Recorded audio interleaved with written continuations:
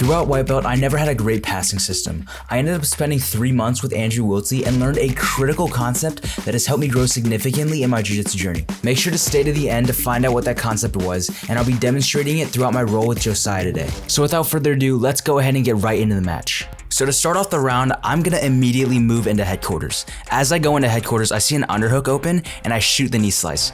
Notice how in headquarters my elbow and knee are connected. I try to keep this connection as long as I can, and once my knee shoots through, my elbow replaces its position to deny my opponent their knee shield. I then throw on a crossface to make Josiah face in the other direction. As I free my foot and work towards knee on belly, he puts me back in a quarter guard, so I switch back to the knee slice. From here, I grab his elbow and connect it to my torso. Then I use my right leg to push against his top leg and free my foot and collect the pass. Another important interaction is, as I passed, I made sure to walk my hips back and try to get Josiah's hips to face the other way. Eventually, he's able to turn into me and starts to frame against my hips. In order to counter this, I grab a crossface and underhook his hip. As we continue to pressure against each other, I make a mistake and grab around his waist, giving him an easy guard recovery. From here, Josiah works to create a strong De La Riva guard. I need to be extremely cautious and make sure I defend this setup efficiently.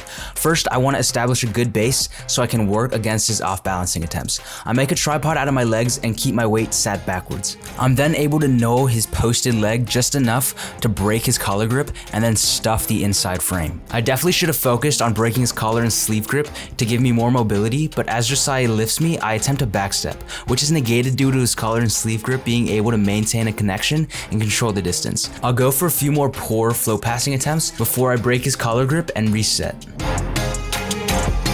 As I go back in, I lift his foot to put Josiah on his back. As I try to walk into headquarters, Josiah sits to his left hip, denying my ability to pin his right hip. He also moves his right leg from the outside back to the inside position. This is one of the common reactions that I've found as I studied headquarters. As they bring their leg back in, they wind up having both legs point to one side. This generates exposure on the outside of their knee, so I grab a deep pants grip and Toriando pass his guard.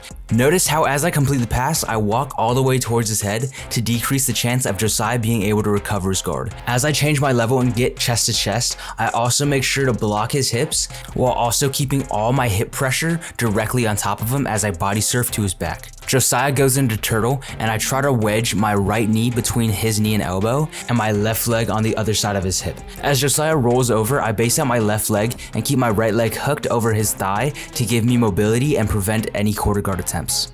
I notice back exposure, so I throw my left knee as close as I can to the top of his head and chair sit to take his back.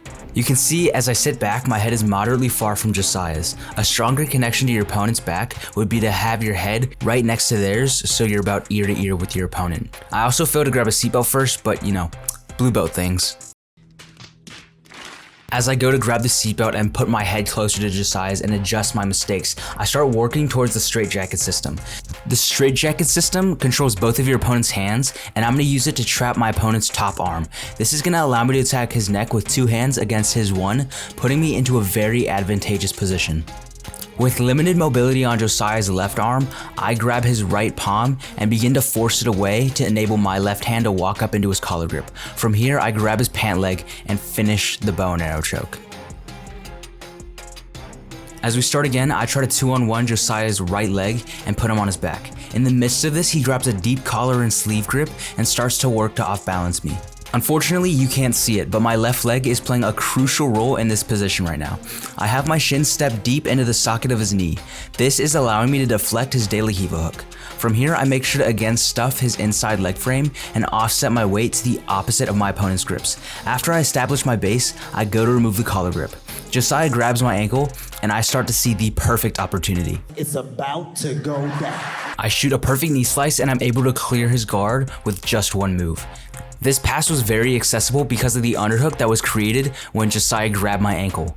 He quickly tries to bring his hand back into frame, but I beat him towards the inside and I'm able to finish the pass. One thing I need to really improve on is my cross-face pressure and make Josiah look to the other side. As I high step over for mount, Josiah goes to move my right leg into half guard. I notice this and leg pommel over to knee on belly.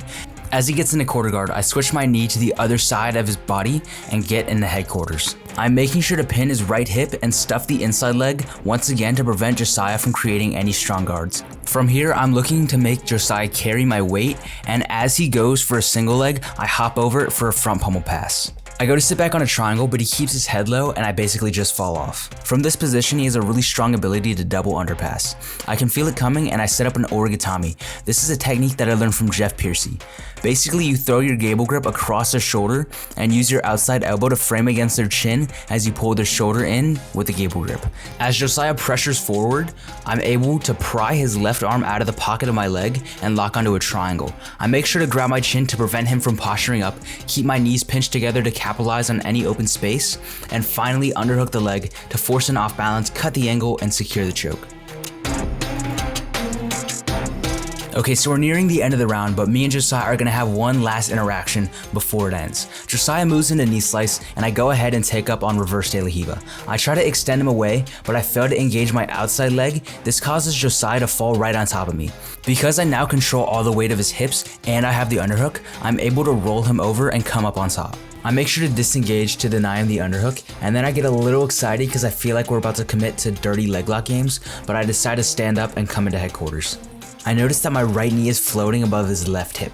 I lodge my knee on top of his hip to staple his hips in that direction, and then use a hip switch to pass his guard. So now there's less than 5 seconds on the clock, and I see one of my favorite triangle setups. I go double knee on belly and try to backstep into a triangle, but unfortunately he frames, turns out, and then time ends. So now the answer you've all been waiting for. What was the critical concept that I learned from Andrew? Staying one step ahead of the game. Now I know you're thinking, okay, of course I should, but how? In summary, I asked Andrew what were the best guards and best passing styles to play. One of these responses was obviously headquarters. Since I've been studying it, I've tried to learn my opponent's reactions and how to counter those reactions, and that's how I've been building my game. Throughout this match, I use this rule in almost every interaction from headquarters. If Josiah grabbed my ankle, knee slice. If I saw outside knee exposure, hip switch. If he were to pommel his foot back to the inside, Toriando. And lastly, one of my favorites, if he's not paying attention to the outside leg, front pummel pass. This may or may not be the most optimal way to learn the game, it may not even be correct, but this is the path that I'm following and I hope some of you can benefit from this point of view. Anyways, make sure to like and subscribe and let me know your approach to Jiu-Jitsu in the comments below. Thank you guys so much for tuning in and I will see you in the next video.